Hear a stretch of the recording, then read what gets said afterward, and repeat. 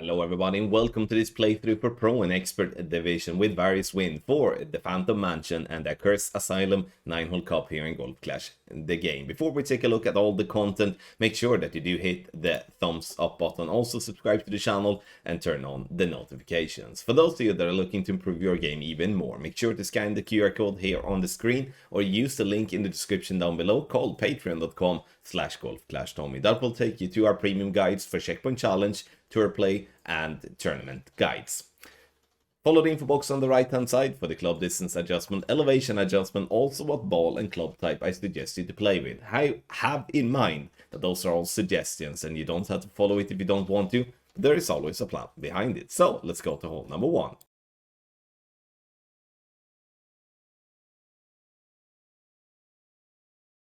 For hole number 1, you will see two types of plays. One where we do go aggressive, trying to get to the green area with our drive, and one where we do lay up. And I would say if we do have a tailwind, you should always try to push for green. And the reason for that is that laying up is still having its difficulties, and you will notice that when we take a look at that option. Playing with extra mile, as I do value power over the big topper that do have more topspin. And you can see here now that with the tailwind that we're having, we will be having an extended ball guideline, which obviously will help. Max plus 10 is the adjustment that we should make. Now I'm being a little bit lazy, just leaving my target at the max line, and in the end being lazy means that I'm being lucky. And the ball rolls, and even though we hit that rock, it rolls down and we are by the green, and it can't really be simpler than that. The wedge here now, the only recommendation I really have here is to leave the ball guideline just right or left of the pin, depending on what wind direction you have. If you have a wind coming right to left, then leave the ball guideline just right of pin. There's no need to do any specific adjustment. Obviously, playing with wedge that you have a good ball guideline is definitely recommended. But if we do not have a tailwind, or if you do not have any club to be able to attack towards the green, then pay close attention to the layup. For the layup, now we're going to play down the center of the fairway. We're going to play in between the bushes, and here I would say doing a perfect ball is going to be very important here. I would say a great ball will definitely have its chances to get down there nicely, but as we're playing in between the two bushes, there will always be a risk of clipping it, especially if doing something wrong. Max plus 10 is the adjustment, and we're going to slightly push up here in the end, just because we do only play with a power 2 ball. You can obviously play with a power 3 ball as well, but the issue with that is that it's going to put you in even worse position in between clubs as we are getting here with a power 2 ball. You see, we bounce and we roll down the fairway, getting it very close to the rough line. You need to have in mind here that this fairway slopes left to right. So the more we aim right, the worse it's gonna be. So the reason I'm using all the left spin here is to try to counteract the push the slope will give us once we get to the fairway.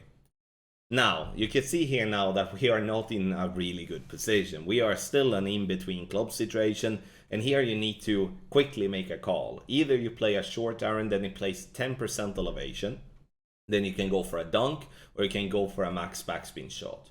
Or you play a wedge, and when playing a wedge like this, you're going to have to obviously increase the elevation. It's EB School plus 20 that we're playing here, but it needs to play way more, and you will obviously see that on this result here. So we should have played this one plus 40 or maybe even plus 50 to be accurate with that wedge. So it's a shit wedge, just to be completely honest with you, but it's to display at least what we do get ourselves after a drive trying to lay up on hole 1. But it is recommended to send it if we do have a tailwind, otherwise, again, lay up.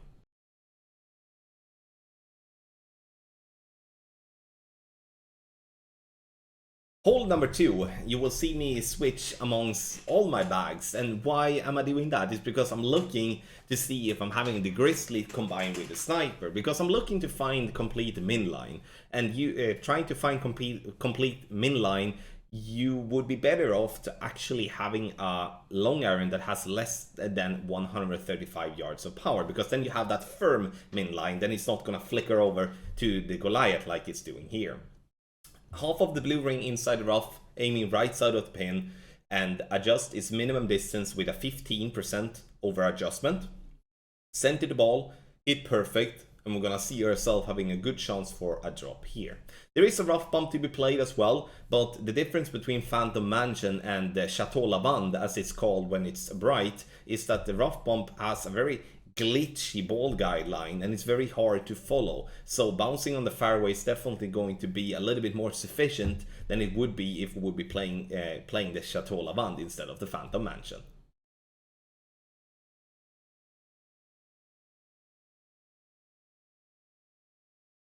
Hole number 3 here, we should do our very best to try to get over to the second fairway. Why? It's because if we can't get over there, we do not have a chance for an albatross at all, because then we're going to only have to play for a safe eagle, and that's boring. That's not really what we're doing here. So we're gonna push this drive. We're going to play this one not max plus 10. We're gonna change that because we're going to play this one max plus 20, because it's a fairly downhill drive and I'm using a power 3 ball here as well.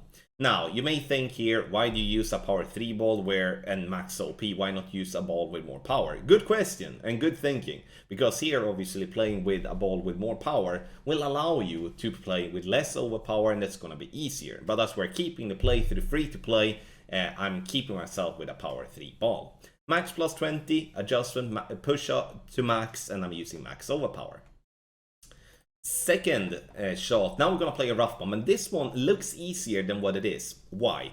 It's because, not why, but how come I say that? It's because here now, we are going to adjust from a higher to a lower point. And what that means is that we're going to have our first bounce to be further back into the rough. So in a scenario like this, I would recommend to either aim higher up to start with, like by the rough line, or push up after the adjustment, because you can see here now that I'm going from a higher to a lower point, and you can see that even if I'm going a push up here by half a ring, I'm still not coming in with a good speed. I'm still landing further back than where I aimed. So that is something you need to think about when playing this shot, because now I'm going short in line, and that's truly the worst thing you can do, because that means that you're not even giving yourself a chance to drop this shot.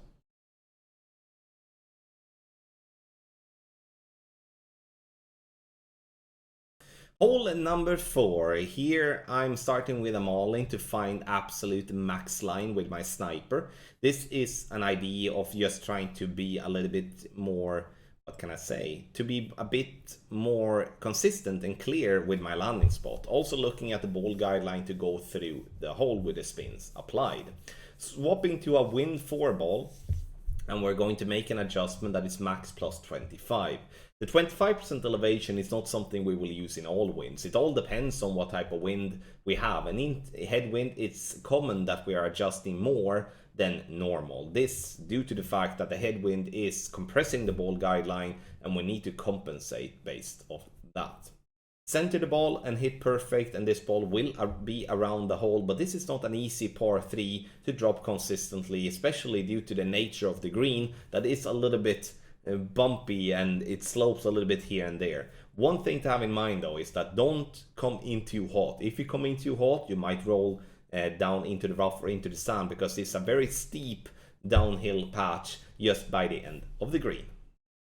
Take your game to the next level with our ultimate tournament text guide for the Accursed Asylum 9-hole cup here in Golf Clash the game. As always, we do provide expert and master division tournament guides for you to be competitive without having to spend a ton of practice tokens and balls. You scan the QR code here on the screen, or you use the link patreon.com/golfclashtommy that you can find in the description down below.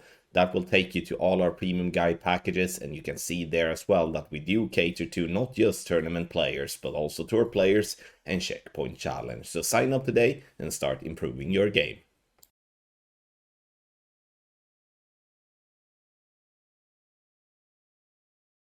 Hole number 5 is one of the easier holes of the Phantom Mansion, and what we're gonna do is we're gonna use 3 top spin, 2 left spin. And now we're going to aim to be practically centered into the rough line and pointing towards the fairway. Adjust is max no elevation P5 numbers. We're pushing up to max, then we shall apply max overpower. And the goal here now with this type of shot is to get over to the final part of fairway. 0.8 ball of left curl, and here I'm I'm hitting a great right, is what I'm trying to say. You can hit great left, you can hit perfect, you can hit great right, and ball will still be over on the fairway. The only thing we don't want to do is to roll into the rough or sand at the top there. So we do want to stay on the fairway to allow us to have a very good chance for a drop. Now, you need to make a decision here. Either you're playing the short iron, then obviously you're going to have to play with a decent bunch of backspin, or you're playing the wedge. I personally would prefer the short iron. The reason why to that is because I believe that's easier to control, because the wedge would be a lot of rings as we are so far away from max distance with our wedge. So I rather than take min short iron than the wedge. 10% elevation with the wedge, leaving obviously the ball guideline into the hole when it comes to the backspin we're applying, and luckily we do have a good ball guideline. Bounces on the green, rolls up, and getting it to drop dead center for a lovely eagle here on hole 5.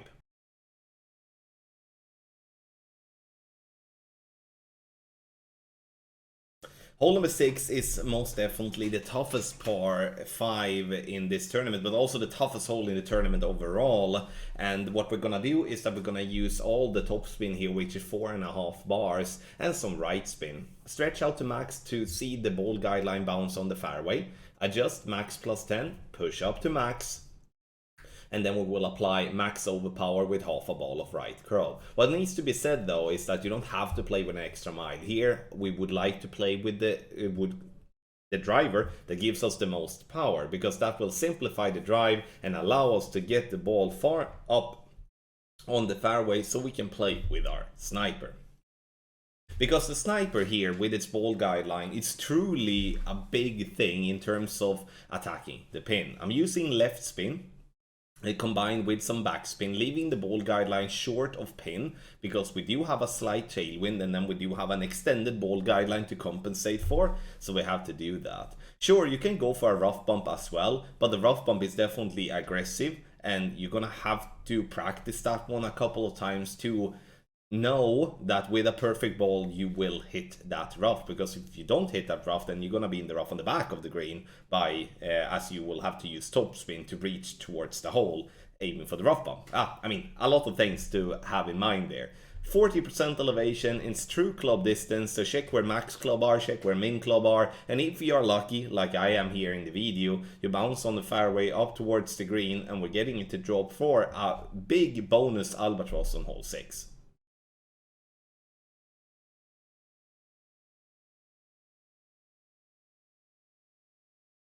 On hole number 7, we're playing a very aggressive line. The reason for that is that I do believe this is going to be the best chance for us to consistently attack and drop an hole-in-one. If you're not interested in an aggressive route like this, you can always back up and bounce on the fairway before the rough line instead. Sure, the hole-in-one won't be that common, but it will be a safe birdie. Now, looking at the inner ring to be just by the bunker, ball guideline slightly short of pin. Have in mind again, we're having a tailwind, extended ball guideline, and therefore we need to compensate with that by leaving the ball guideline short. Maximum distance with a 25% elevation. A perfect ball here and also greats will hit the rough, that's no issues with that. Obviously, you have to center the ball properly. You can't have a wonky pull angle, then obviously those things will be dangerous with a shot like this. But we're getting a nice hole-in-one here on hole 7.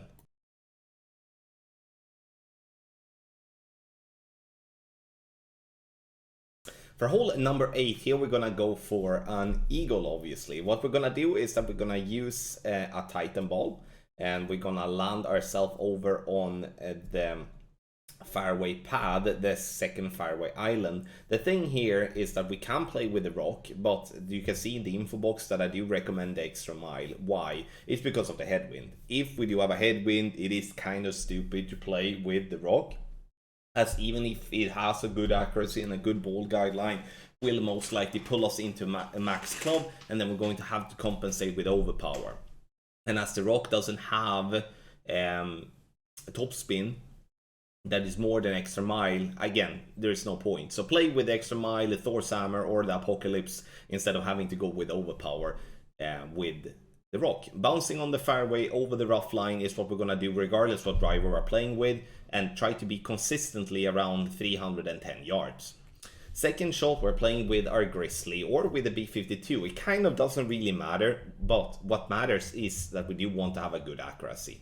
So I'm using 2 right spin and ball guideline to go through the hole. You can see here I'm going approximately 3 green squares. As we do have a headwind, we are not gonna play with a negative elevation. It's only when we do have crosswind and when we do have tailwind is that we're gonna play with a negative elevation. Because when it comes to a headwind, we're gonna pull from a higher to a lower point, and what happens is that we're gonna lose and lose and lose more distance the more we pull. So therefore we're playing with 20% elevation here in headwind, and that's why I chose this video as well, as I think it displays my point pretty good. Because now we bounce into the rough and we roll down and getting it to drop dead center for a lovely eagle here on hole number 8.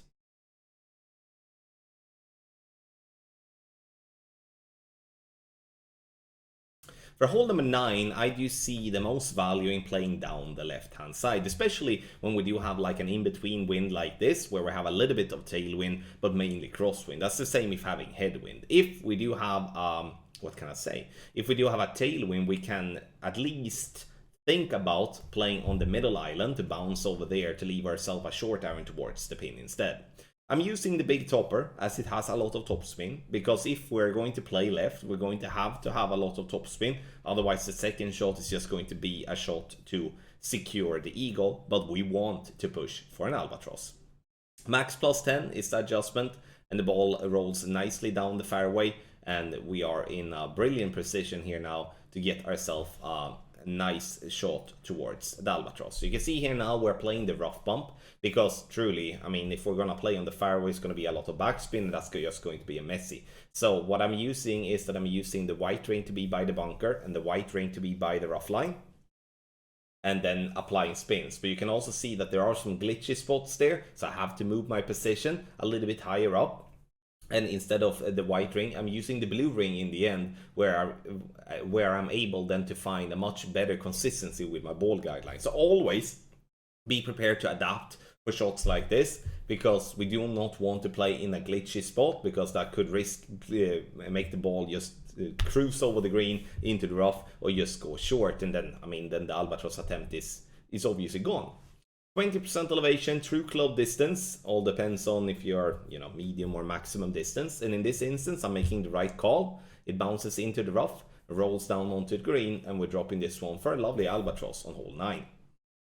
Thank you so much, everybody, for watching this playthrough with various wins for Pro and Expert Division in the Accursed Asylum 9-hole cup here in Golf Clash the game. Scan the QR code here on the screen, or go directly to patreon.com/golfclashtommy for tour, tournament, and checkpoint challenge. And guys, last but not least, thank you so much once again, and I wish you the best of luck in your Golf Clash game.